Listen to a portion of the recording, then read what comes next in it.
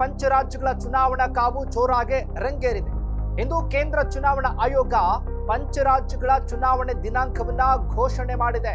ಹಾಗಾದ್ರೆ ಪಂಚರಾಜ್ಯಗಳ ಚುನಾವಣೆ ಯಾವಾಗ, ಯಾವತ್ತು ಫಲಿತಾಂಶ ಬರುತ್ತೆ, ಯಾವ ರಾಜ್ಯದಲ್ಲಿ ಎಷ್ಟು ಹಂತದ ಮತದಾನ ಇದೆ, ಇದೆಲ್ಲದರ ಕಂಪ್ಲೀಟ್ ಡೀಟೇಲ್ಸ್ ನಾನು ಕೊಡ್ತಾ ಹೋಗ್ತೀನಿ. ಎಸ್ ವೀಕ್ಷಕರೇ, ನೆಲ ಜಲ ಭಾಷೆಗಾಗಿ ಪ್ರಾಮಾಣಿಕ ಪತ್ರಿಕೋದ್ಯಮ. ನೀವು ನೋಡ್ತಾ ಇದ್ದೀರಾ ಫೋಕಸ್ ಟಿವಿ. ನಾನು ಶಿವು ರಾನರಾಪುರ.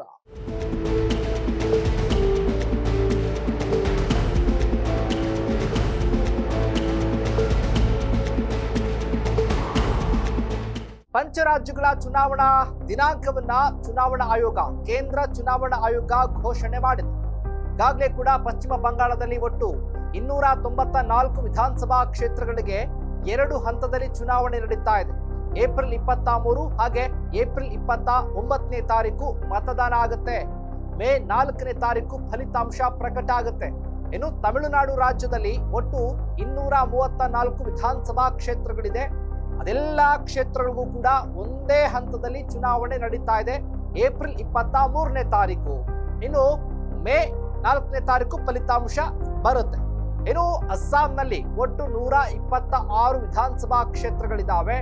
ಅದು ಕೂಡ ಒಂದೇ ಹಂತದಲ್ಲಿ ಚುನಾವಣೆ ನಡೀತಾ ಇದೆ. ಇದು ಏಪ್ರಿಲ್ 9ನೇ ತಾರೀಕು ಮತದಾನ ದಿನಾಂಕ. ಈಗಾಗಲೇ ನೋಡಿ, ಪಶ್ಚಿಮ ಬಂಗಾಳದಲ್ಲಿ ಬೇರೆ ದಿನಾಂಕ ಇತ್ತು.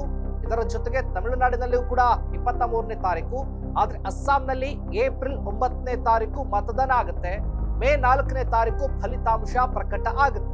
ಇನ್ನು ಕೇರಳ ರಾಜ್ಯದಲ್ಲಿ ಒಟ್ಟು 140 ವಿಧಾನಸಭಾ ಕ್ಷೇತ್ರಗಳಿಗೆ ಚುನಾವಣೆ. ಅದು ಕೂಡ ಒಂದೇ ಹಂತದಲ್ಲಿ ಚುನಾವಣೆ ನಡೀತಾ ಇತ್ತು. ಏಪ್ರಿಲ್ 9ನೇ ತಾರೀಕು ಮತದಾನ ಆಗುತ್ತೆ. ಏಪ್ರಿಲ್ 4ನೇ ತಾರೀಕು ಫಲಿತಾಂಶ ಪ್ರಕಟ ಆಗುತ್ತೆ. ಇನ್ನು ಪುದುಚೇರಿಯಲ್ಲಿ ಒಂದೇ ಹಂತದಲ್ಲಿ ಚುನಾವಣೆ ನಡೀತಾ ಇದ್ದು ಏಪ್ರಿಲ್ 9ನೇ ತಾರೀಕು ಮತದಾನ ಆಗುತ್ತೆ. ಮೇ 4ನೇ ತಾರೀಕು ಫಲಿತಾಂಶ ಪ್ರಕಟ ಆಗುತ್ತೆ. ಈಗಾಗಲೇ ಕೂಡ ಹೇಳಿದಾಗೆ ಪುದುಚೇರಿಯಲ್ಲೂ ಕೂಡ ಒಂದೇ ಹಂತ. ಇದರ ಜೊತೆಗೆ ಕೇರಳದಲ್ಲೂ ಕೂಡ ಒಂದೇ ಹಂತದಲ್ಲಿ ಚುನಾವಣೆ ನಡೀತಾ ಇದೆ. ಅಸ್ಸಾಂನಲ್ಲೂ ಕೂಡ ಒಂದೇ ಹಂತದಲ್ಲಿ ಚುನಾವಣೆ ನಡೀತಾ ಇದೆ. ತಮಿಳುನಾಡಿನಲ್ಲೂ ಕೂಡ ಒಂದೇ ಹಂತದಲ್ಲಿ ಚುನಾವಣೆ ನಡೀತಾ ಇದೆ 23ನೇ ತಾರೀಕು. ಇದರ ಜೊತೆಗೆ ಪಶ್ಚಿಮ ಬಂಗಾಳದಲ್ಲಿ ಮಾತ್ರ 2 ಹಂತದಲ್ಲಿ ಚುನಾವಣೆ. 294 ವಿಧಾನಸಭಾ ಕ್ಷೇತ್ರಗಳಿದೆ ಈ ಪಶ್ಚಿಮ ಬಂಗಾಳದಲ್ಲಿ. 23ನೇ ತಾರೀಕು ಮೊದಲನೇ ಹಂತ, ಏಪ್ರಿಲ್ 29ನೇ ತಾರೀಕು 2ನೇ ಹಂತ.